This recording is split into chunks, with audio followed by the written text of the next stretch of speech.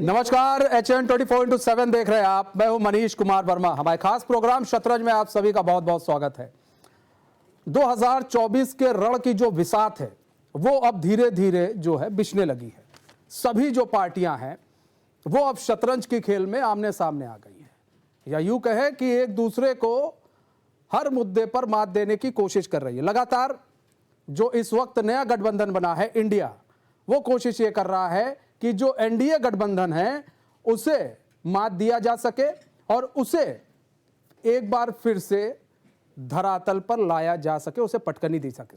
लेकिन वहीं अगर हम बात करें बीजेपी की, तो बीजेपी का जो एनडीए गठबंधन है 38 दलों का, आपको बता दें 38 दलों का बीजेपी का एनडीए का जो गठबंधन है वो इस वक्त जो है वो काफी हावी है।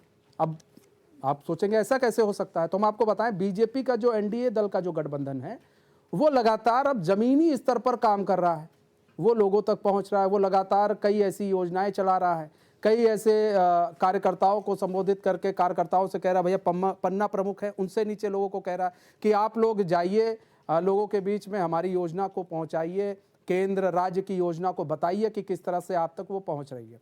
ऐसे में प्रधानमंत्री नरेंद्र मोदी ने यह भी हिदायत दी है कि जो विपक्ष है यानी कि इंडिया है वो आपको मणिपुर और जो नू में चल रहा हिंसा हुई है इसको लेकर आपको घेरेगा, लेकिन आप मुद्दों से ना भटकिए, आप जो है उनको बताइए कि केंद्र सरकार ने क्या क्या योजना आपके लिए लेकर आई है। वहीं अब बीजेपी की तरफ से एक इंटरनल सर्वे किया गया। आपको बता दें सांसदों के साथ बैठक भी की थी प्रधानमंत्री नरेंद्र मोदी ने, और उन्होंने एक चीज साफ कहा था कि भाई सुन लो, टिकट किसी का पक्का नहीं है। अगर ये तुम सोच रहे हो टिकट पक्का है तो टिकट पक्का नहीं है, इस बात को अपने दिमाग में और गांठ बना लो तुम, तो टिकट पक्का नहीं है। एक उसी में से एक जो सांसद था उसने पूछ लिया, साहब ये बताइए कि अगर टिकट पक्का नहीं है तो आप ये बताइए कि जो सांसद काम कर रहे हैं जिनकी रिपोर्ट अच्छी है और जिनकी रिपोर्ट अच्छी है फिर उनका क्या। तो उन्होंने कहा भाई अगर जिनकी रिपोर्ट अच्छी है उनके लिए भी टिकट पक्का नहीं है, क्योंकि गठबंधन के हिसाब से चीजें देखी जाएंगे। अब हम आपको बता दें कि इंटरनल सर्वे कराया गया है बीजेपी के द्वारा सांसदों का, उसमें परफॉर्मेंस देखा जाएगा, उम्र देखा जाएगा और आप कितना लोगों के बीच में रहे हैं, ये सारी चीजें देखी जाएगी। उसके बाद टिकट का बंटवारा होगा। उसी से जुड़ा हमारा ये रिपोर्ट है, इस रिपोर्ट को देखिए।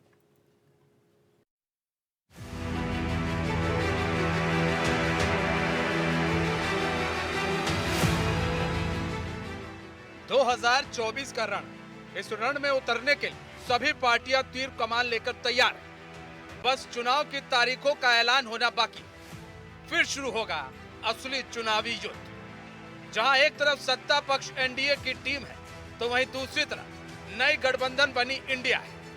दोनों ही इस रण को जीतने का दावा कर रही हैं, लेकिन तैयारियों की माने तो बीजेपी एनडीए गठबंधन अपनी तैयारी को रोज नई धार दे रही है।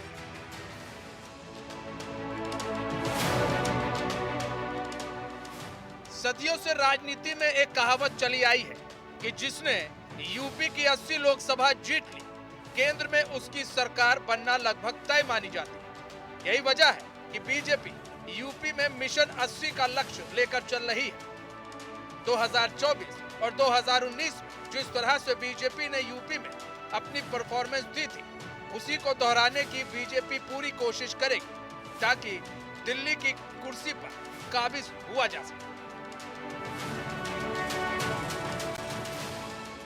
2024 लोकसभा चुनाव और मिशन 80 के लक्ष्य को पूरा करने के लिए ऐसा माना जा रहा है कि बीजेपी ने एक इंटरनल सर्वे कराया है।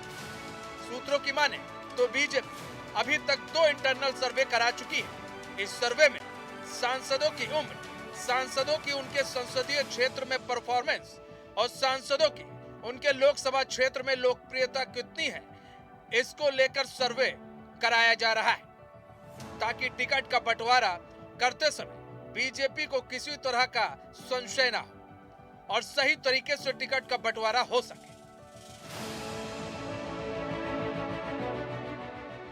सूत्रों की माने तो सर्वे के हिसाब से अगर उम्र को देखते हुए टिकट कटते हैं तो उसमें रीता बहुगुणा जोशी, सत्यदेव पचौरी, संतोष गंगवार, हेमा मालिनी, वीके सिंह, अक्षयवर लाल गौड़, राजेंद्र अग्रवाल के नाम शामिल हैं। वहीं परफॉर्मेंस और लोकप्रियता के आधार पर टिकट कटता है तो देवेंद्र सिंह भोले, आर के पटेल, केसरी देवी पटेल, विजय दुबे, उपेंद्र राव, मुकेश राजपूत, बीपी सरोज, रमेश चंद्र बिंद, संगम लाल गुप्ता, वरुण गांधी, ब्रिजभूषण सड़क सिंह, मेनका गांधी, जयप्रकाश रावत के नाम शामिल हो सकते हैं। फिलहाल पार्टी की तरफ से इस पर आधिकारिक पुष्टि नहीं हुई।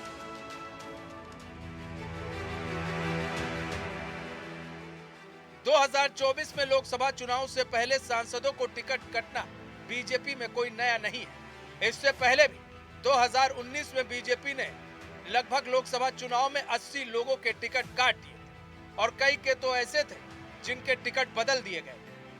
बीजेपी का साफ कहना है, टिकट किसी का क्यों ना हो, उसका टिकट कट सकता है, क्योंकि बीजेपी का फंडा साफ है। 5 साल बाद हालात बदलते हैं, जनता की सोच बदलती है, राजनीति समीकरण बदलते हैं। ऐसे में टिकट जनता, हालात और राजनीति समीकरण को देखते हुए दिए जाएंगे। कुल मिलाकर बीजेपी 2024 का रण जीतने के लिए हर वो मुमकिन कोशिश करेगी जो उसे करना चाहिए। लेकिन सवाल यह उठता है कि टिकटों को लेकर बीजेपी के द्वारा किया जा रहा इतना बड़ा फेरबदल क्या 2019 की तरह उसे हैट्रिक लगाने में मदद करेगा? एचएनएन के लिए ब्यूरो डेस्क की रिपोर्ट।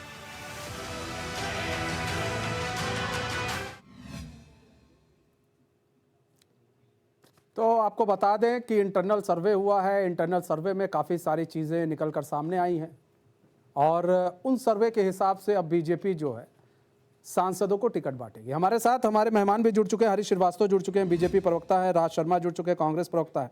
डीपी यादव जुड़ चुके हैं, सपा के प्रवक्ता है। आप सभी मेहमानों का बहुत बहुत स्वागत है एचएनएन में। सबसे पहले हरीश श्रीवास्तव जी, आपका रुख कर लेते हैं। हरीश श्रीवास्तव जी, एक इंटरनल सर्वे करवाया गया है क्योंकि बीजेपी इस वक्त कोई भी मौका नहीं छोड़ना चाहती है हैट्रिक लगाने के लिए। एक इंटरनल सर्वे करवाया गया है सांसदों को लेकर। ऐसा माना जा रहा है कि कई सांसदों का टिकट कट सकता है। इसमें जो सबसे बड़ी बात है, जो प्रमुख नाम सामने आ रहे हैं, वो आ रहे हैं वरुण गांधी और ब्रिजभूषण शरण सिंह। ये इनके नाम इसलिए सामने आ रहे हैं क्योंकि परफॉर्मेंस को देखते हुए, सूत्रों के हवाले से खबर है, हम आपको बता दें, अभी आधिकारिक पुष्टि नहीं हुई है, लेकिन जो खबर आ रही है वो मैं आपको बता रहा हूँ। उधर अगर बात की जाए, कई ऐसे हैं जो 70 प्लस हैं, उनकी हम बात कर ले तो उसमें आपका रीता बहुगुणा है, सत्यदेव पचौरी हैं, संतोष गंगवार हैं, हेमा मालिनी हैं, वीके सिंह, अक्षय और लाल गौड़ हैं। ऐसे कई और नेता हैं जिनके टिकट कट सकते हैं। लेकिन उम्र की बात करेंगे तो सर, उम्र के लिहाज से तो प्रधानमंत्री नरेंद्र मोदी की भी उम्र ज्यादा हो रही है। ऐसे में देखिए, ये पार्टी का नेतृत्व, शीर्ष नेतृत्व इन विषयों पर जो लाइन है वो तय करता है और जो केंद्रीय नेतृत्व, जो पार्लियामेंट की बोर्ड है, वो ऐसे सारे अहम विषयों पर वो निर्णय करती है। और जहां तक भारतीय जनता पार्टी संगठन का सवाल है, संगठन अपने स्तर पर वो जनप्रतिनिधियों के कार्य, उनके परफॉर्मेंस, जनता जनार्दन के साथ संवाद, इन सारे विषयों पे अपनी तरह से संगठन उसका फीडबैक लेता रहता है। आप जैसा बता रहे हैं, ये आपकी जानकारी हो सकती है, मुझे तो इस तरह की कोई जानकारी नहीं है कि किसी के इस तरह के सर्वे की या इस तरह की रिपोर्ट की। लेकिन मैं ये जरूर कह सकता हूँ कि भारतीय जनता पार्टी एक बहुत ऊर्जावान संगठन है और वाइब्रेंट संगठन है और अपने कार्यशैली को लेके पार्टी अपनी रीतियों नीतियों को लेकर के और पदाधिकारियों, कार्यकर्ता, जनप्रतिनिधियों के कार्य और उनके कार्य करने के तौर तरीके और उनके व्यवहार, इन सब को लेकर के बहुत सचेत रहती है। और जब निर्णय करना होता है, चाहे वो चुनाव का समय हो, प्रतियोगिता के बारे में निर्णय करना हो, इन सभी बातों का ध्यान में रखा जाता है। तो अभी तो चुनाव बहुत दूर है, जब ऐसा अवसर आएगा तो पार्टी संगठन लेकिन तैयारी अभी से पूरी कर रही है बीजेपी।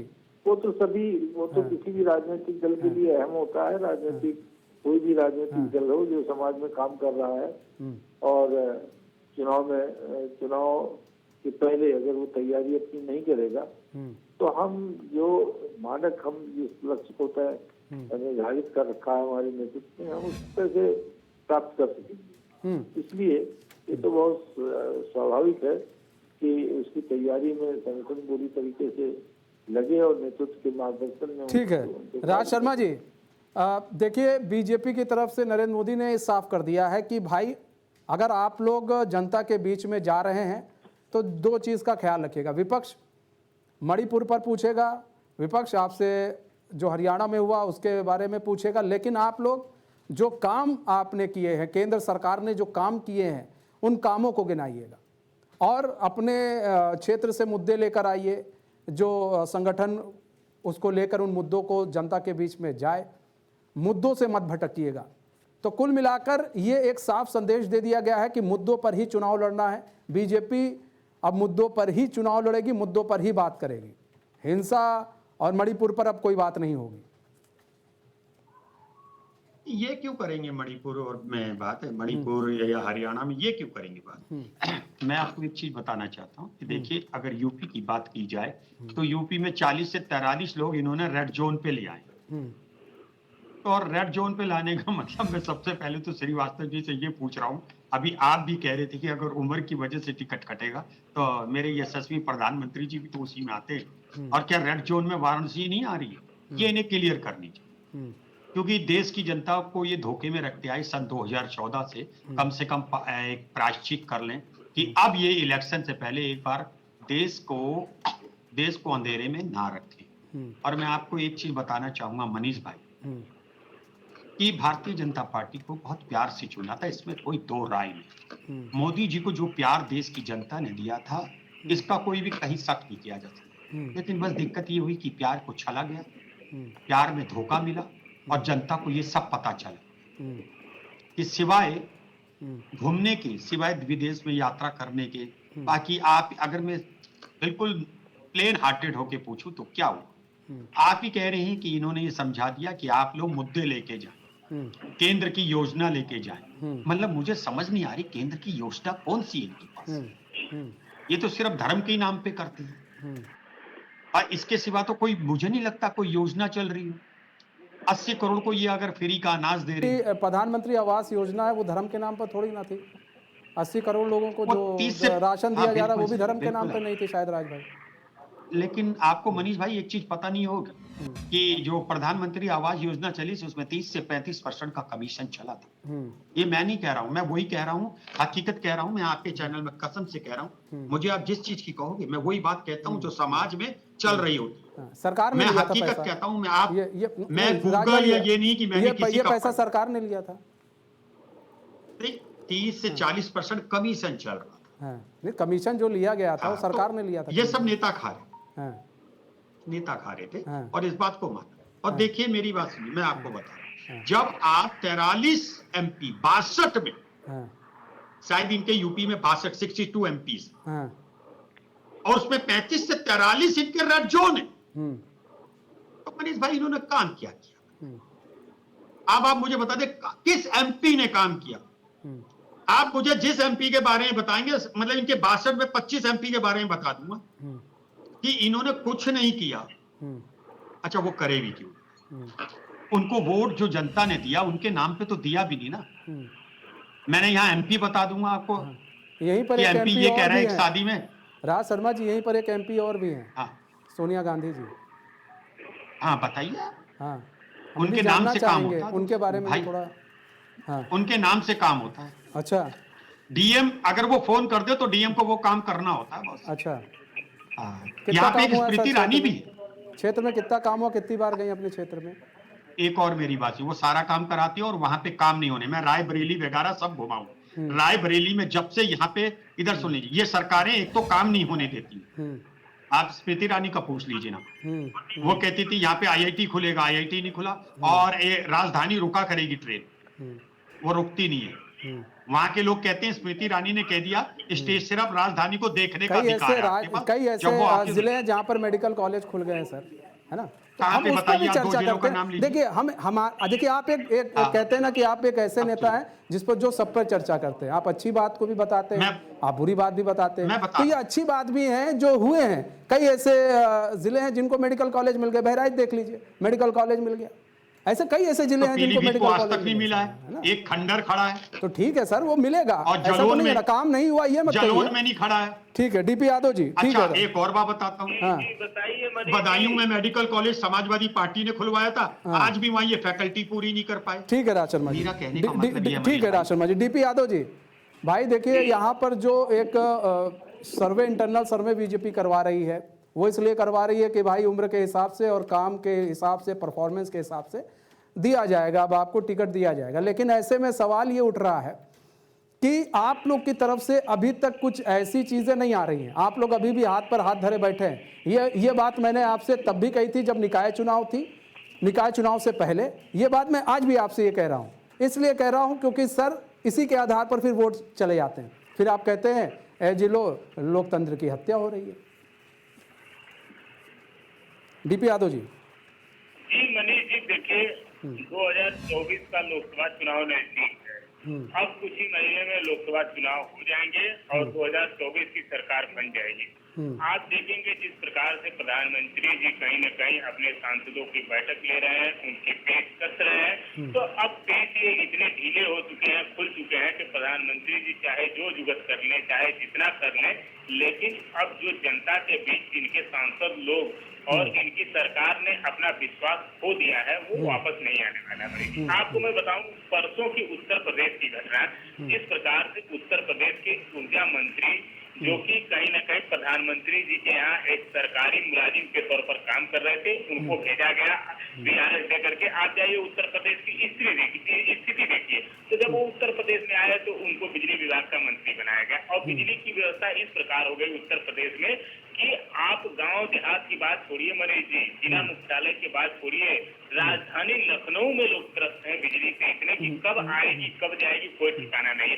मंत्री जी एक विभागीय मीटिंग में गए एक होटल में, उन्होंने वहां कहा कि अब तो मुझे अपना व्हाट्सएप देखने से भी डर लगता है कि कौन कहां से कौन सी कंप्लेन कर दे। तो ये स्थिति हो गई। तो इस स्थिति में बताइए कोई जनता का सामना कर सकता है मनीष जी? आप अभी देखिए हरी जी और तमाम यहाँ पर गिना रहे थे सरकार के जो है उपलब्धियां, सरकार की योजनाएं। तो सरकार की एक भी उपलब्धि बताइए जो कहीं ना कहीं जो परवान चढ़ी हो, जिससे लोग खुश हों। आपको बताऊं मनीष जी, उत्तर प्रदेश नहीं, मैं केंद्र सरकार की सारी योजना बता रहा हूँ। प्रधानमंत्री जी ने कहा था शाहजहांपुर में जो है 2016 में कि मेरे किसान भाइयों, मैं आपकी आय 2022 तक दोगुनी कर दूंगा। अब बताइए आय दोगुनी हुई? उत्तर प्रदेश के मैं गोरखपुर और बस्ती मंडल की आपको बता रहा हूँ बात, 225 करोड़ रुपए 2022 में जो गन्ना सत्र समाप्त हो चुका है उसका बकाया है मनीष जी। अब उस पैसे को कौन देगा? किसान की आय इसी तरह से दुगुनी होगी। आय दुगुनी कौन कहे? आय जितनी थी उतनी भी कायम नहीं रह सके। आप बताइए उज्ज्वला योजना इन्होंने बड़े जोर शोर से शुरू किया था मनीष जी। उज्ज्वला योजना की हकीकत ये है कि आज उसमें जो है जो सर्वे हुआ तो उसमें ये बात सामने आई छन करके कि 80% गैसों की रिफिलिंग नहीं हो रही है। आखिर वो जो 80% जिनको उज्ज्वला योजना के तहत गैस सिलेंडर मिला था वो कहाँ गए? वो तो पुराने पारंपरिक जो खाना बनाने के स्रोत हुआ करते थे, लकड़ी के चूल्हे और कहीं ना कहीं जो है गोबर पे या कंडे पे ओटी पे बना रहे हैं, तो वो भी योजना इनकी खिलाफ हो गई।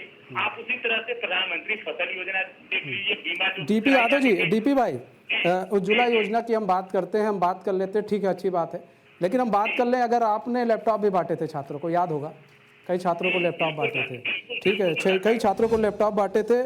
उनमें से कई छात्रों की शिकायत ये थी कि लैपटॉप जो है 1 महीना भी नहीं चला था। अब बताइए। नहीं तो वो जो उनको कुछ मिला हो वो गाय वो कहीं दिखाएं। अब बताइए ना सर, उसको उसके लिए क्या किया गया था? आप लोगों ने कुछ कहा था ऐसा? नहीं, लैपटॉप देते समय ये कहा गया था खराब होगा तो भाई हम भी जिम्मेदारी लेंगे इसको सही कराने की। हाँ तो लिया जिम्मेदारी आपने? कितने लैपटॉप सही कराए? हमने सही कराया था, नोडल ऑफिसर कितने? महाराज एक भी लैपटॉप सही नहीं कराए थे, हमें ना बताइए आप, एक भी लैपटॉप सही नहीं कराए थे। ठीक है, नहीं हम ये नहीं कह रहे। देखिए सीधी सी बात है, योजनाएं चलती हैं, योजनाएं लोगों को सहूलियत पहुंचाने के लिए दी जाती हैं, सहूलियत मिलता है, लोग सोचते हैं कि चलो अब सहूलियत मिल गई है, फिर अब उसमें तो कैपेबिलिटी हमारी भी होनी चाहिए ना, हम कुछ करें तभी तो, है ना। ठीक है, आप केवल देखने के लिए हम तो उसकी बता रहे हैं, लैपटॉप तो आपने भी दिए थे सर, हम तो बताएंगे ना। बता तो रहे, तो मैं बता रहा हूँ, आप झुंझुना पकड़ाएंगे क्या केवल योजनाओं के नाम पर? हाँ, आप केवल खाली सिलेंडर दे देंगे उनको, उनकी आय नहीं बढ़ाएंगे। नहीं किसको खाली सिलेंडर मिल गया था? बिल्कुल मिल गया था। आप किसको, रोजगार दीजिए, कितनों को खाली सिलेंडर दिया गया था? हम हरीश श्रीवास्तव जी से जान लेंगे, क्योंकि अब लोकसभा का चुनाव है। हरीश भाई कितनों को खाली सिलेंडर दे दिया था? अब ये तो डीपी यादव जी बता रहे नई नई चीज, हम भी जानना चाहेंगे भाई, खाली सिलेंडर वलेंडर भी देते थे क्या आप लोग? आपने गन्ना किसानों का भुगतान क्यों नहीं किया? हाँ। गन्ना किसान थे। हाँ डीपी यादव जी की जो पार्टी है हाँ वो एक ऐसे गठबंधन में शामिल है हाँ कि जो केवल झूठ और भ्रम का एजेंडा सेट करने का आजकल प्रयास करते रहते। जो बात डीपी यादव जी आज कह रहे हैं वही ये 19 के चुनाव पहले कहते थे, वही 22 के चुनाव पहले कहते थे। लेकिन देश की जनता जनार्दन ने देखा कि किस तरह से एक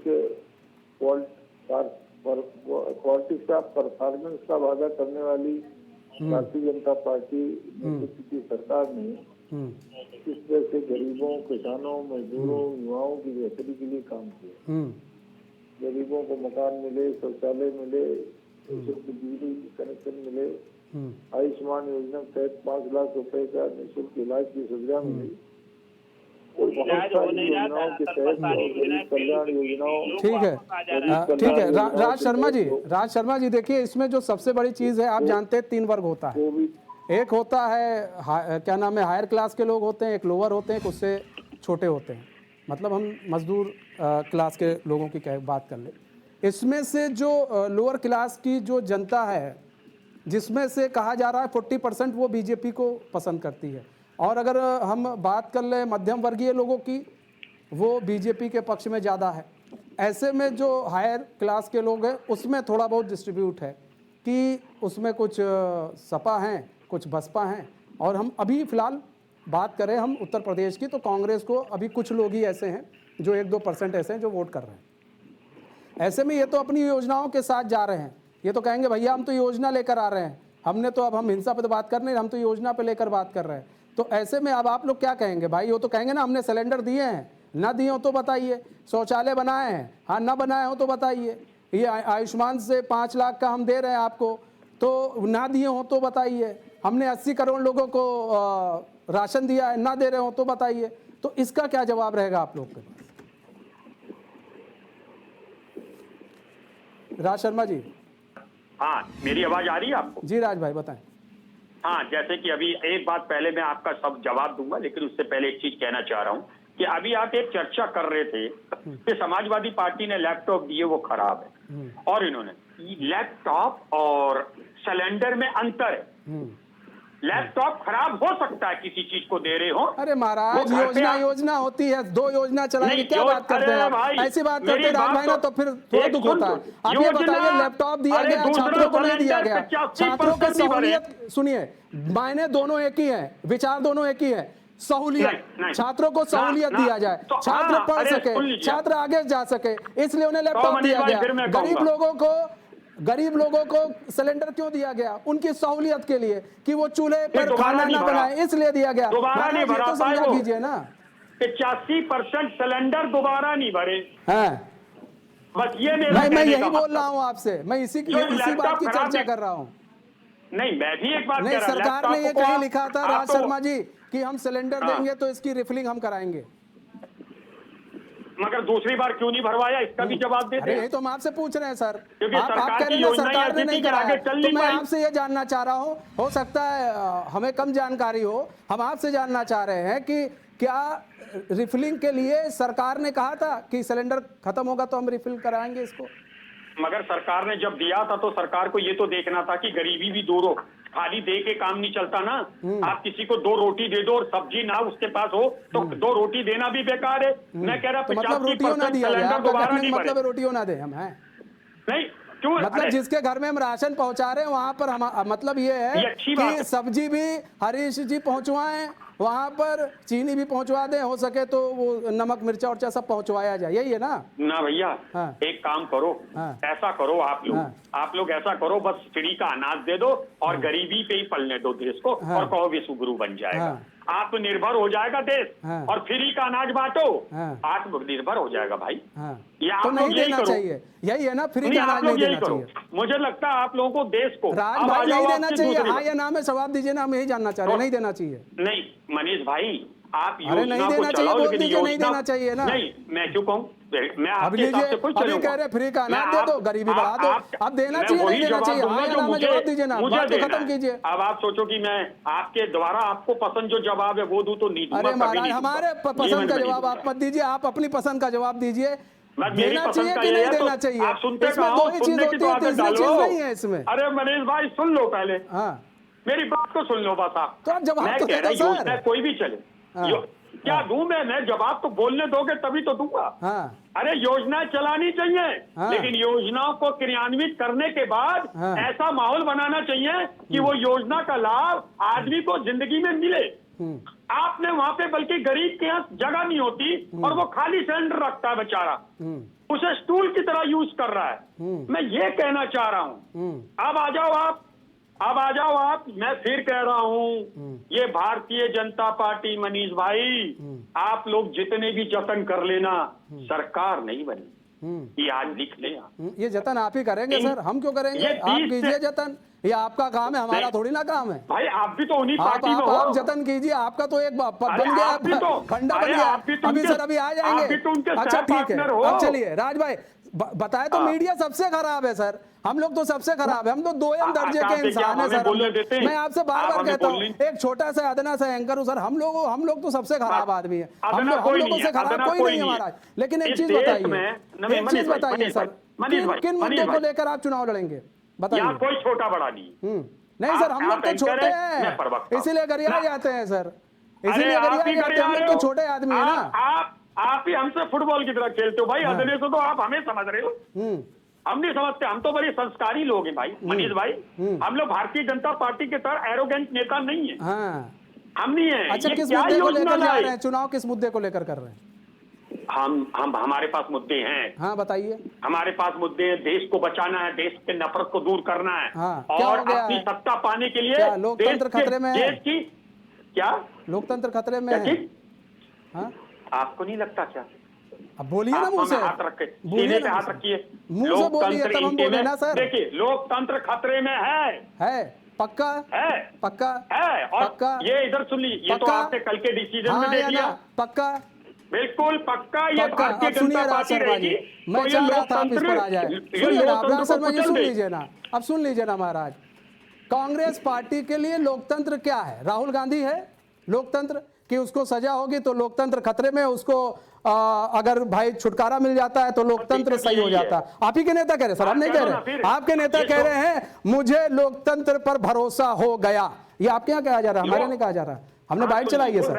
इधर तो मैं कह रहा, ठीक है, आपके नेता राहुल गांधी भी कह रहे हैं अब लोकतंत्र पर मुझे भरोसा है। आप कह रहे हैं लोकतंत्र मर गया। अरे सर ये भरोसा मर गया, जिंदा है सर, ये कंफर्म कर लो आप लोग पहले। हाँ। मैं भी कर, लेकिन न्यायपालिका रेफरेंस टू दी अच्छा, कॉन्टेस्ट क्या बात है सर, अगर मतलब कि लोअर कोर्ट ने हाई कोर्ट ने सजा दे दी थी तो न्यायपालिका ने लोकतंत्र खतरे में आ गया था। आज सुप्रीम कोर्ट ने उनको बहाली दे दी है, तो क्या बात है सर, कहाँ से लेकर आते हैं ये सब चीजें? आ जाओ, वो तो आदरणीय सुप्रीम कोर्ट है जिसमें लोकतंत्र जिंदा है। हाँ, अब जिंदा हो गया, वही कह रहे हैं ना, आपका लोकतंत्र राहुल गांधी तक सीमित है, ये साफ साफ कहिए। अच्छा लगता है, अब जब साफ सुथरा बोलते हैं हमें अच्छा लगता है। लोकतंत्र राहुल गांधी तक सीमित है। आप लोग डरते हो राहुल जी से? लो मैं फिर कह दूंगा, बीजेपी डरती है, उनसे पूछ लेंगे, बीजेपी डरती है। हम पूछो ना महाराज, हमसे तो वो खुद भाग रहे, हम तो कह रहे, हम तब भी कह रहे थे, हम आज भी आपसे एक ही शब्द कहेंगे, एक इंटरव्यू करा दो आप और राहुल गांधी इंटरव्यू दे दें। अरे गुरुजी मेरी बात सुनिए आप, हाँ, आपके चैनल से चैलेंज कर रहा हूँ, बार बार कहूंगा, हर बार नहीं तो बात है, बार बार कहते हैं, होता कुछ नहीं है सर। ठीक है डीपी यादव जी, करिए ना प्रधान, हमारे तो नेता कहते हैं कुछ नहीं कहते हैं। क्यों नहीं? फिर मैं कह दूंगा हाँ। अरे भाई हाँ। जो व्यक्ति 9 साल में हाँ। एक बार भी प्रेस को संबोधित ना हाँ। करता हो हाँ। तो बताओ तो क्या मतलब लोकतंत्र खतरे में हो जाता है, हम यही थोड़ा समझना चाह रहे हैं। बात फिर भैया आप नहीं, जहाँ प्रेस कहना को चाहते हैं, संबोधित दिक्कत ना क्या है? करता हो, लोकतंत्र जहाँ खतरे में हो बॉल फेंकते जाता हैं, है। वहाँ बॉल पकड़ते नहीं हूँ। हाँ। आपका एन कैन यही चलता रहता है, लोकतंत्र खतरे में। अरे सर, मैं आप कह रहा, बोलते हो, फिर हम राष्ट्रपति सवाल contest पूछते करती है हैं, ना। फिर आपका भी वही तो चलता रहता है कि वो नहीं, आप लोग एक घिसी पिटी कैसेट लेकर चलाओगे ना सर, आप भी एक तो घिसा जनता पिटा सवाल राहुल पूछेगी, जी, जनता राहुल सवाल जी, पूछेगी। ठीक क्या राहुल जी है देश डीपी के यादव जी, नागरिक नहीं है? ठीक है राज भाई, अरे राहुल डीपी जी यादव देश जी, के नागरिक आप नहीं है लोगों क्या? के लिए लोकतंत्र का मतलब क्या है? जनता पूछ रही है लोकतंत्र का मतलब क्या है, राहुल गांधी? जनता नहीं पूछ रही है। नहीं नहीं सर, नहीं, अब तो पूछ ही रही है जनता, लोकतंत्र का मतलब क्या है, राहुल गांधी या अखिलेश यादव? देखिए मनीष जी, लोकतंत्र का मतलब ये है कि हर आदमी को शिक्षा मिले, हर आदमी को स्वास्थ्य की सुविधा मिले, और उसको अगर एक बार गरीब कोई है उसको सरकार ने गैस सिलेंडर दे दिया है तो ये सरकार की जिम्मेदारी है कि उसका घर खाना पक रहा है कि नहीं। अगर उसने उसको दिया है, सरकार ये जान करके दी है ना कि ये गरीब है, इनके पास सिलेंडर नहीं है, अगर वो सिलेंडर खरीदने तक की बात रहती, आप अभी इस पे कह रहे थे, बता रहे थे, एनालिसिस इसका कर रहे थे, तो क्या कोई 1000 1500 दे करके सिलेंडर नहीं खरीद लेता है? सरकार को उसके घर जिम्मेदारी है कि उसका सिलेंडर कैसे भरा जाए, उसकी रिफिलिंग हो, ये सरकार की जिम्मेदारी है। कहा तो गया है ना, खरीदने 3 को तो साल हर में आदमी सिलेंडर 3 बार, माफ कीजिएगा, 1 साल में 3 सिलेंडर रिफिल करके देगी सरकार। कहाँ दिया गया, कहाँ? तो अब 85% ये सर्वे कहाँ से आ रहा है? 85% की जो रिफिलिंग नहीं हो रही है, ये हमारी सर्वे तो है नहीं, ये तो डाटा सर्वे है, एनालिसिस ऑफिस का सर्वे है मनीष जी। तो सरकार की जिम्मेदारी है कि वो दे, सरकार की जिम्मेदारी है कि जिस प्रकार से बिजली के लोग त्राही कर रहे हैं उत्तर प्रदेश में, उस बिजली व्यवस्था को दुरुस्त करे। सरकार की ये जिम्मेदारी है ये कि तो जिस डीपी प्रकार भाई मुद्दे हैं आपके लिए, ये लोकतंत्र थोड़ी ना, ये तो मुद्दे हैं आपके लिए, इन मुद्दों को उठाना चाहिए, अच्छी बात है, ये तो मुद्दे हैं डीपी भाई। लेकिन लोकतंत्र को बार बार खतरे में बता देना, ये बार बार ना, ये लगता है कि ये एक चाबी भर दी जाती है, तो उसको छोड़कर हम मुद्दों पर चर्चा करेंगे ना तो अच्छा लगेगा ना। मुद्दों पे आ जाओ, आ जाओ मुद्दे पे आ जाओ, मुद्दों पे बात होगी। ठीक है राज शर्मा जी आ रहे हैं। हरिशंकर श्रीवास्तव जी, देखिए इनका ये कहना भाई कि आप ये बताइए गैस सिलेंडर भरवा के क्यों नहीं दे रहे, और जो 3 रिफिलिंग की बात की गई है, अभी तक कितनों के हो गई है रिफिलिंग, लोगों के हो नहीं रही है रिफिल, और आप जो है जो गरीबों को खाना दे रहे हैं वो खाना नहीं देना चाहिए, वो राशन नहीं देना चाहिए, आप गरीबों को और गरीब कर रहे हैं, ये कहना है भाई विपक्ष का। देखिए, इनको याद ही नहीं है मुफ्त सिलेंडर जब लोगों को मिला तब से कितना कई बार से बीत गया, और ये जो बातें जिस तरह का भ्रामक प्रचार करने की कोशिश करता है विपक्ष, वो बालू की भीख की तरह रह जाता। बोलो तो वाह, अरे वाह वाह, छाछ बोले तो छाछ बोले तो क्या बोले छन्नी क्या बोलेगी भाई। आज ही के अखबार में आनंद महिंद्रा जी जो उद्योगपति हैं उनका स्टेटमेंट आप देख लीजिए। उन्होंने कहा कि भारत दुनिया की जो सप्लाई चेन है वो बनने जा रहा है, और उनका एक तरफ दुनिया मंदी के दौर से गुजर रही है और भारत की इकोनॉमी 7% की दर से आगे बढ़ रही है, और जिस तरह से और आपके के साथ शिक्षा राज्य मंत्री कहते भारत की हैं अर्थव्यवस्था 5 साल में एक भी IIT तेजी से आगे जा रही है, वैश्विक स्तर पर एक मजबूत दमक बनाई है, तो वो विपक्षी दल के मित्रों के लिए एक प्रधानमंत्री कहते हैं हर दिन खुलता है IIT, अनर्गल तरह से शिक्षा राज्य मंत्री कहते हैं 5 साल में प्रचार एक भी करते नहीं खुला। रहते हैं, लेकिन जनता जनार्दन पे उसका कोई असर नहीं पड़ता। जनता जनार्दन सबसे ज्यादा जानती तो है कि भ्रामक विपक्ष का एक ही काम रह प्रधानमंत्री करते गया, हैं भाई। झूठ और भ्रम फैलाना। ठीक है, और भारतीय जनता पार्टी जनता जनार्दन की समृद्धि और खुशहाली के लिए निरंतर काम करती रहती है, और जो कार्य योजनाएं लेके आती है उसके कार्य योजनाओं को सुनिश्चित करने का भी काम करती है। ठीक है राज शर्मा जी, ठीक है राज शर्मा जी, देखिए यहाँ पर आपको ये समझना पड़ेगा कि बीजेपी ने परफॉर्मेंस के आधार पर टिकट भी काटने की बात कही है, जैसे इसमें बहुत सारे बड़े बड़े नाम हैं, मैंने बताया आपको, बृजभूषण शरण सिंह भी उसमें नाम शामिल हैं, मैं इस पर मुहर नहीं लगा रहा, अभी तक पार्टी की तरफ से भी मुहर नहीं लगी है, लेकिन ये खबर आ रही है हम लोग को। तो ऐसे में कहीं ना कहीं बीजेपी को तो ये कहीं ना कहीं अंदेशा है ना कि अगर हमें जनता के बीच में जाना है तो हमें उन नेताओं को अब टिकट देना पड़ेगा जो जनता के बीच में हैं और जिन्हें टिकट देने से उन्हें फ़ायदा हो सकता है। तो आपकी रणनीति क्या है? आप लोगों ने अभी तक रणनीति बनाई है, या फिर अभी आप लोग बाहर का ही टूर कर रहे हैं, जो कई राज्यों में जो चुनाव होने वाले हैं वहाँ का ही टूर में लगे हैं आप लोग? देखो, ये बोलते हैं, हम बोलते हैं, हमारी रणनीति बन रही है और मैं नहीं समझता कि इन रणनीतियों को उजागर करने का कोई मतलब। इतना तो आप मान लीजिए, रणनीति ऐसी बन रही है कि भारतीय जनता पार्टी को सत्ता में नहीं कुछ आने तो देगी। बता दीजिए, यही रणनीति मैं कैसी बार-बार बन रही है, कहता हूं। क्या रणनीति नहीं, है? बता आप लोगों ने तो बिल्कुल एकदम रणनीति सस्पेंस बना मतलब- दिया है, ऐसा सस्पेंस बना दिया है कि कुछ पिक्चर होती है ना आप कि लोगों को लास्ट में बताइए पता कोई चलेगा बात। किसका मर्डर आप हुआ लोगों नहीं को हुआ, कोई और बात बाद नहीं में बताइए पिक्चर मनीष टाइम भाई। फिस हो जाती है, फ्लॉप हो जाती है। तो सस्पेंस को तो खोलिए जनाब, कुछ तो बताइए। बताइए। अच्छा बताइए ना, कहाँ टांटा फिस हो रही है? अभी तो 2 चुनाव हरा दिए ने। आप अब भी अगर उससे पूर्व ग्रह से नहीं, मैं ये कह रहा हूँ, देखिए मैं वही बात आ गई, मैंने क्या कहा राज भाई, कम ये से कम पांचवा भी हरा अपनी दूंगा मैं। योजनाओं के बारे में बताइए जनता के। अब ज्यादा समय नहीं है, हम लोग इसीलिए बार बार इस चीज को लेकर आ रहे हैं कि कहाँ हैं आप लोग, किस तरह से चुनाव लड़ रहे हैं, हम भी जानना चाहते हैं, हमें भी अच्छा लगेगा दर्शक जानेंगे तो। सब कर रहे हैं, हमारे ग्रास रूट लेवल तक हमारी जिला कमेटियां काम कर रही है। हाँ। हम लोग हर किस जिला तरह की पे- जिला कमेटी हर बनी जिले है? पे हमारे आपकी जिला बनी है कि कमेटी- इंडिया की बनी है? एक और मेरी बात सुन लीजिएगा। पहले तो आपको क्लियर करूं, मेक इट क्लियर कि सब जितने भी हमारी इंडिया पार्टी में हैं, सबकी अपनी जिला कमेटी है। हाँ। नहीं तो एक इधर अलग सुन से भी लीजिए, कमेटी हमने आपने साथ देने बनाई का है कि वादा जिला किया है। कमेटी की नहीं एक वो दूसरे मतलब को- अब समझाइए ना दर्शकों को, हम चाह रहे हैं समझाइए कि इंडिया की एक अलग कमेटी आपकी बनेगी, बात- आपकी अलग बनी है, ये हम थोड़ा जानना चाह रहे हैं, क्लियर कर दीजिए इस चीज। सुनेंगे अब आप? पहले तो आप मान लीजिए जिला लेवल पे जो हमारी कांग्रेस है, हमारी जिला कमेटी अलग है, सपा की अलग है। अगर और कोई पार्टी है तो वो आरएलडी अपनी अलग है। उससे उस कमेटी से हमारा कोई मतलब नहीं है। हमने किसी कमेटी को एक दूसरे की कमेटी में डिसॉल्व नहीं किया है। हमारी कमेटियां अलग हैं। हम लोग मिलजुल के काम करें। पहले हम अपने अपने संगठन को तैयार कर रहे हैं। हमारा जहां पे दूसरे पार्टी के संगठन की जरूरत होगी वो हमें मदद करेगा, जहां हमारा संगठन को मदद करना होगा वो हमारा संगठन मदद करेगा। आप इस बात को अपने दिमाग से निकाल दीजिए कि हमारी जो दल मिले हुए हैं वो एक दूसरे में सम्मिलित हो रहे हैं। हम लोग एक दूसरे के साथ चल रहे हैं, ये मान लीजिए आप बस। तो मतलब ये नहीं कि हम एक दूसरे पे मिल जाएं। यूपी में हम ये जानना चाहेंगे आपसे राज भाई, बस। आपके यहाँ सांसद के प्रत्याशी खड़े होंगे कि नहीं?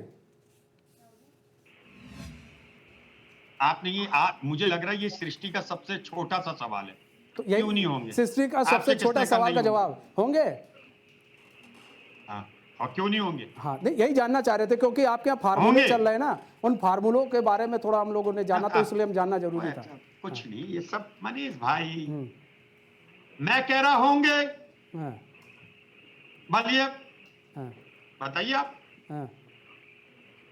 और क्या पूछना है? बस पूछिए आप। तो मैं तो ये जानना हूँ सर, फार्मूला आपके यहाँ चल रहा है ना कि जो जहाँ पर मजबूत है वो वहां से चुनाव लड़े, तो ऐसे आपको में नहीं बताना मतलब यहाँ फार्मूला, पर कांग्रेस आपको नहीं मजबूत नहीं है बताना। उत्तर प्रदेश में, तो वो चुनाव लड़ेगी कि नहीं लड़ेगी, ये आप ही लोग के क्यों नहीं है फार्मूले हैं। मजबूत? अखिलेश यादव कह चुके क्यों हैं, नहीं ममता मजबूत है? बनर्जी कह चुकी हैं। आपसे अब किसने कहा जान नहीं रहे हैं। लड़ेगी? आपसे किसने कहा नहीं लड़ेगी? बताइए।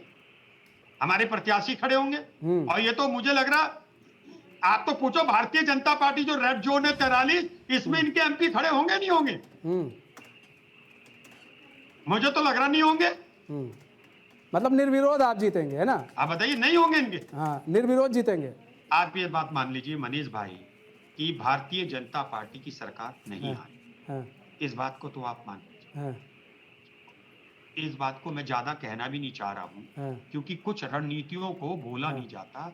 अरे ये तो खुद ही लड़ लड़ के मर जाएंगे। हाँ, मोदी जी को इन्हीं की पार्टी में लोग पसंद नहीं करते। हाँ, आपको एक उदाहरण दे दूं, जब घर में बच्चा होता है और अगर पिताजी हिटलर होता है आते हुए, जब छोटे होते हैं ना बच्चे तो डरते हैं, तो और कौन जब पसंद बड़े नहीं हो करता जाते है? हैं तो पिताजी को जवाब कौन देते हैं। पसंद नहीं कर रहा है सर?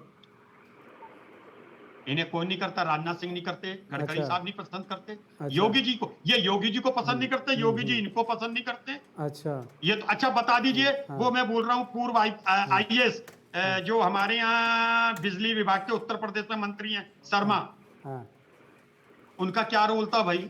हाँ, अभी वो हुए, मोदी जी ने भेज दिया पैराशूट से। हाँ, आपने कभी कहा हाँ, उनका क्या था? बिजली आती नहीं है। हाँ, आप कहते हैं 24 घंटे में 18 घंटे 20 घंटे बिजली मिल रही है। कहाँ मिल रही है?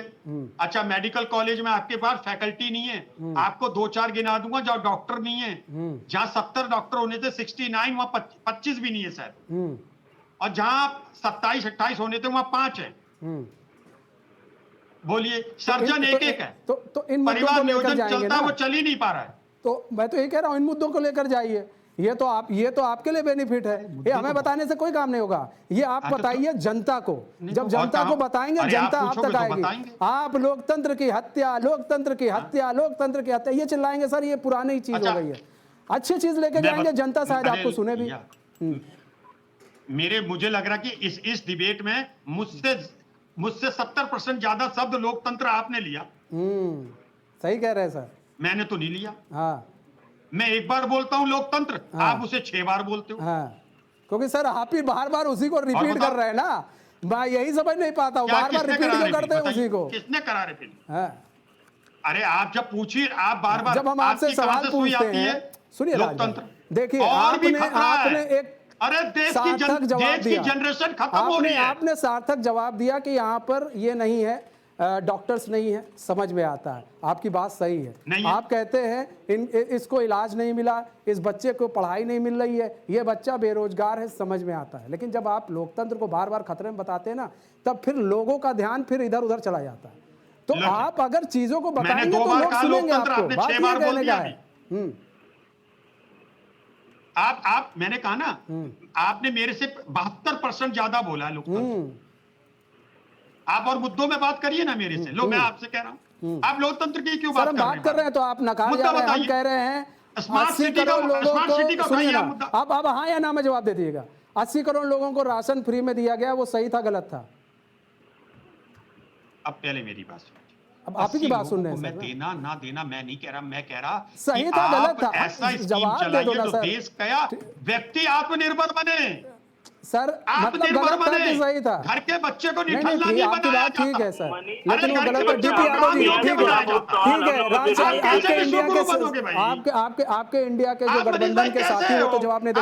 डीपी भाई, सही है गलत है? उसके बाद भी आप ऐसी बातें करोगे? ठीक है डीपी भाई, सही है गलत है? देना चाहिए नहीं देना चाहिए? देखिए मनीष जी, राशन अगर लोग भूखे हैं तो निश्चित रूप से सरकार का कर्तव्य है कि उनको राशन दिया जाए।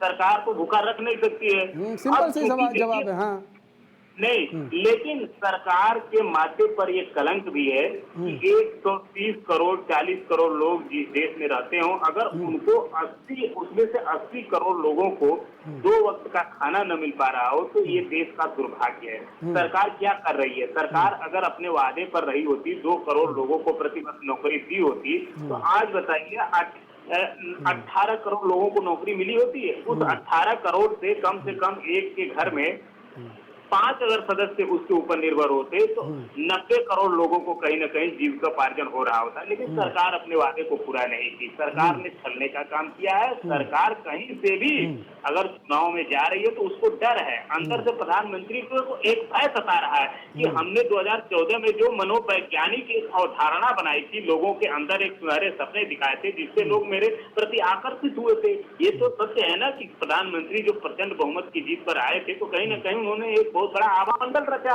और आधार पर उनकी जीत हुई। लेकिन सुन लीजिए मनीष जी, पूरा सुन लीजिए। आपने धैर्यपूर्वक सुना मनीष जी, आपने हरिचंद को भी सुना, राज भाई को भी सुना, तो थोड़ा मुझे भी सुनिए। थोड़ा मैं बोल रहा हूँ अगर तो कुछ तर्क संगत तथ्यात्मक बातें बोल रहा हूँ। तो ये जो डर भय है प्रधानमंत्री का तीसरे सेट के लिए, तो कहीं ना कहीं उनके अंदर जो अपनी नाकामी है, जो उनका झूठ है, जो उनका एक तरह से परसेप्शन बनाया गया। देखिए अंग्रेजी की एक कहावत है कि perception is more dangerous than reality. जो वास्तविकता होती है उससे अवधारणा बहुत खतरनाक होती है। तो अवधारणा तो इन्होंने बहुत कुछ बनाया, सबने बहुत कुछ दिखाए, लोगों को तमाम तरह के जो है उम्मीदें जगाई, लेकिन उन उम्मीदों को पूरा आपने किया नहीं। तो अब जाहिर सी बात है, जब जवाब देने की बात है सुनिए, तो आप उससे मेरी बात सुन लीजिए, एक छोटा सा सवाल है, उसके बाद फिर जवाब दे दीजिए। गाँव गोद लिया, आपको मैं सुनिए ना, इनके सांसदों ने, उन गाँव का क्या हुआ?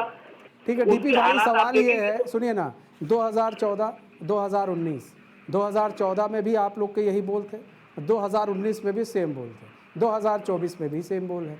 तो अगर आप लोग कुछ एक्स्ट्रा ऑर्डिनरी नहीं दिखाएंगे, जनता के बीच में नहीं जाएंगे कुछ लेकर, तो जनता कहेगी नहीं वो तो ठीक चल रहे हैं, आप तो 14 में भी यही बात बोल रहे थे, 24 में भी यही बात बोल रहे हैं, 19 में तो बोल रहे थे आप लोग।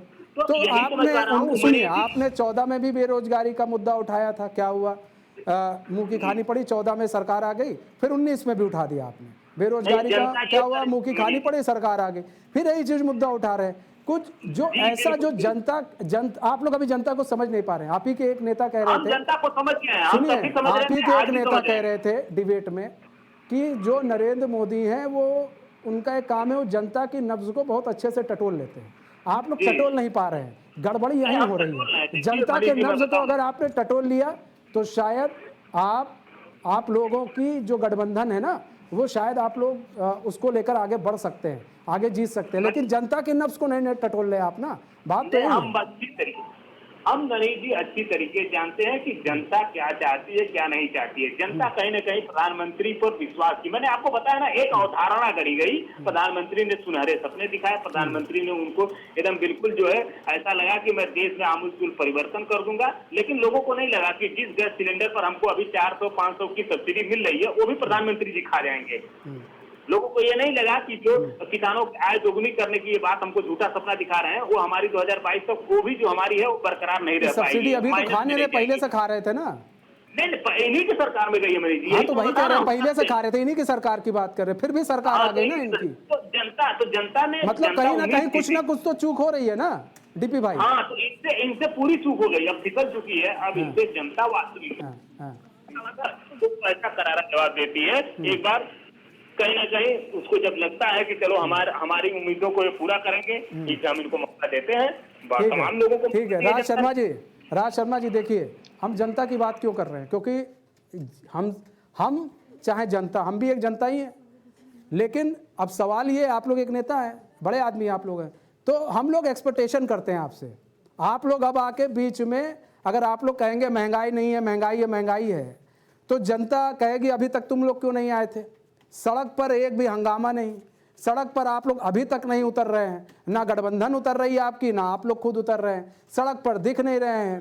एसी में बैठते हैं, वहाँ से प्रेस कॉन्फ्रेंस करते हैं, जनता जान जाती है कि हाँ भैया चलो प्रेस कॉन्फ्रेंस हुई थी। लेकिन कम से कम सड़कों पर उतर के जनता को ये कहिए तो कि हाँ भाई देखिए हम सड़क पर हैं, हम बैठे आपके लिए बैठे हैं, 1 हफ्ते से हम प्रदर्शन कर रहे हैं, 1 हफ्ते से 1 महीने से हम आपके लिए लड़ रहे हैं, लेकिन और आगे भी लड़ते रहेंगे आपके लिए जब तक आपके हक की बात नहीं हो जाएगी। लेकिन कहाँ हो रहा है सर? कुछ नहीं हो रहा है। राज शर्मा जी, सब होगा, आप चिंता न करो, सब लगे हुए हैं हम लोग। हाँ। और हम लोग अपनी रणनीति पे लगे हुए हैं। हाँ। हमारा मेन मोटो है, जैसे अगर आपने जैसे कहा कि नरेंद्र मोदी जी जनता की नब्ज को टटोल लेते हैं, वो ये जादूगर का काम होता है टटोलना। हम देश के लास्ट में एक ही चीज आती है, सुनिए, आप चाहे कुछ भी कहें, लास्ट में एक ही चीज आएगी आपके लिए भी, और चाहे नरेंद्र मोदी जी हो उनके लिए भी, लास्ट में एक ही चीज आती है, वो है कुर्सी। किसकी कुर्सी? वो भी कौन सी? प्रधानमंत्री की। और सब उसको पाना चाहते हैं। तो ये किसी को मत कहिए जनता से, चाहे आप चाहे बीजेपी, कि नहीं भैया हम लोग कुर्सी के लिए नहीं लड़ रहे, हम आपके लिए लड़ रहे हैं। तो ये कहने की जरूरत नहीं है, सब कुर्सी के लिए लड़ रहे हैं। अच्छा सच बोलूं मैं आपसे? तो सच्ची तो बोल रहे हैं तब से आप। एक और झूठ बोल रहे थे अभी।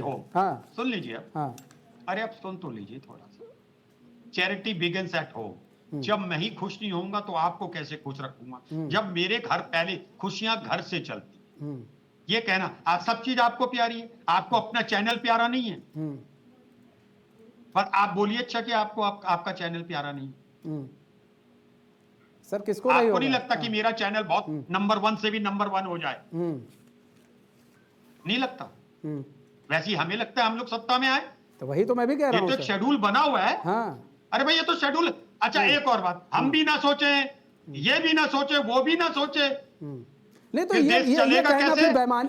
राज शर्मा जी आपने बहुत अच्छी बात कही है, इसका मैं समर्थन करता हूं कि हाँ भाई शेड्यूल बना होता है और सब चाहते हैं, तो ये कहने की जरूरत नहीं है। फिर बार बार ये ना कहा जाए हम आपके लिए लड़ रहे हैं, आप अपने लिए भी लड़ रहे हैं, ये भी साथ में कहिए।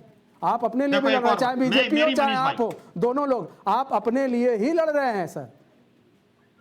ना ना ना ना ना ना मनीष भाई, मैं इस पे आपके समर्थन नहीं दूंगा। हाँ। आप गलत कह रहे हैं, बिल्कुल निहायत गलत बात है। अच्छा कुछ लोग ही इधर सुन लीजिए, कुछ लोग ही युद्ध लड़ते हैं, पूरा देश युद्ध नहीं लड़ता।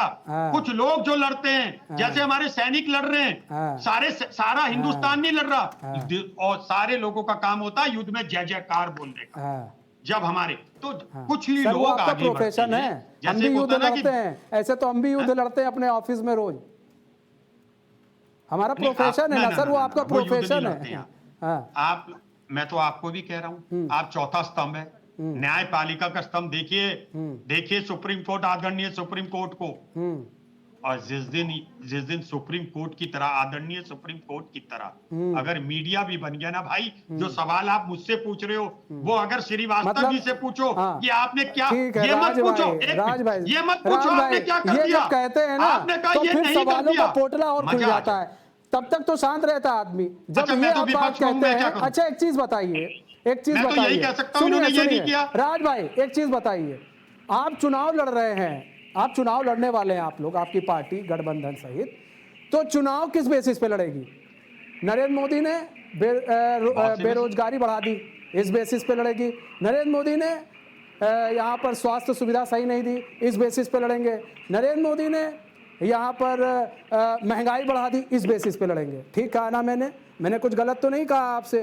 राज भाई हाँ या ना में जवाब दीजिए। और भी सुनिए ना, आप मेरी बात सुन लीजिए, आप मेरी बात सुन लीजिए, आप हाँ या ना में जवाब दीजिए। इसी बेसिस पर चुनाव लड़ेंगे ना आप लोग? नहीं, ये तो है ही, महंगाई बढ़ा, बिल्कुल है, बिल्कुल है, इसी बेसिस पे चुनाव लड़ेंगे। यानी कि आप पिछला पुराना उठा सकते हैं, अगर हम मीडिया होकर आपसे सवाल पूछ लेते हैं पिछले पुराने पर, तो हम गलत हो जाते हैं और आप सही हैं। सर ये कहाँ की मानसिकता है? नहीं, आपको किसने कहा गलत? नहीं, आप ही कह रहे हो सर गलत हो। जाते हो जिस दिन चौथा स्तंभ सुप्रीम कोर्ट बन जाएगा, उस दिन आप सवाल पूछ रहे हैं। सर आपसे सवाल ना पूछे, आप श्रीवास्तव जी से क्यों नहीं पूछते? सवाल ना पूछे। अरे आप पूछते हैं, आप पूछिए भारतीय जनता पार्टी से, नहीं पूछा गया सिलेंडर को लेकर, ये नहीं करे, 35 बोले तो 2 करे। आपके तो विपक्ष के पीछे, अरे विपक्ष क्या करे भाई? विपक्ष चिल्ला ही सकता है। और आप पूछिए, आप श्रीवास्तव जी से पूछिए सर, अगर सवाल श्रीवास्तव जी से है तो सवाल आपसे भी हो जाता है। हिमालय में, हिमाचल में, माफ कीजिएगा, हिमाचल में, सुनिए हिमाचल में सरकार बनी, हिमाचल में सरकार बनी, ठीक है, महंगाई को लेकर वहां पर 1 रैंक 1 पेंशन को लेकर सरकार बनी, और भी कई मुद्दे को लेकर सरकार बनी। क्या हुआ? महंगाई आपने तुरंत बढ़ा दिया, पेट्रोल डीजल के दाम बढ़ा दिए। सर तो ये मत कहिए, ये कहानी मत आप लोग कहा कीजिए कि नहीं जी हमसे सवाल मत पूछो। आप नरेंद्र मोदी की बात बोलते हैं। नहीं, सवाल इनसे भी है। सुप्रीम कोर्ट ने, आदरणीय सुप्रीम कोर्ट ने कहा, अगर हम मणिपुर की बात करते तो राजस्थान की, आप मुझे बताइए, मैं आपसे एक सवाल पूछ रहा, जाइए, ये 240 रुपए टमाटर सर, मैंने हम आपको ऐसा करते हैं, अपनी कुर्सी दे देते हैं, हमें अपनी जगह बैठा दीजिए, वहीं से जवाब दिया करेंगे। सही कर दूंगा, तो यही है, अब तो यही है, आप मुझे कुर्सी दे दो 4 दिन के लिए, मैं इन श्रीवास्तव जी को सही कर दूंगा। हाँ बस, नहीं तो यहाँ सही करने के लिए नहीं है ना, यहाँ कोई लड़ाई झगड़ा थोड़ी ना चल रहा है। ठीक है, अरे सही का एक मिनट, सही का मतलब कोई डंडा पगार नहीं होगा, डंडा पगार नहीं होगा।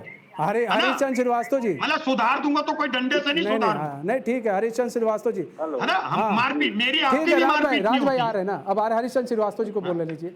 हरीशचंद्र श्रीवास्तव जी देखिए, जो बार बार जो आरोप लग रहे हैं, वो आरोप ये हैं कि भाई रोजगार को लेकर बात की गई थी प्रधानमंत्री मोदी द्वारा, और आज आप सांसदों की मीटिंग बुला रहे हैं यहाँ पर, तो सवाल ये उठ रहे हैं कि अगर आप सांसदों का रिपोर्ट कार्ड देख रहे हैं तो कम से कम अपना भी रिपोर्ट कार्ड देखिए केंद्र का, कि केंद्र ने उन सांसदों को क्या दिया और उन्होंने वो काम नहीं किया, और अगर नहीं किया तो क्यों नहीं किया, इस पर भी तो जवाब होना। हर साल इन सांसदों का रिपोर्ट मंगाना चाहिए कि नहीं मंगाना? चलिए 1 साल छोड़ दीजिए, हर 2 साल पर सांसदों का रिपोर्ट मंगाना चाहिए। आज आप कई सांसदों को हटा देंगे उनके परफॉर्मेंस के हिसाब से।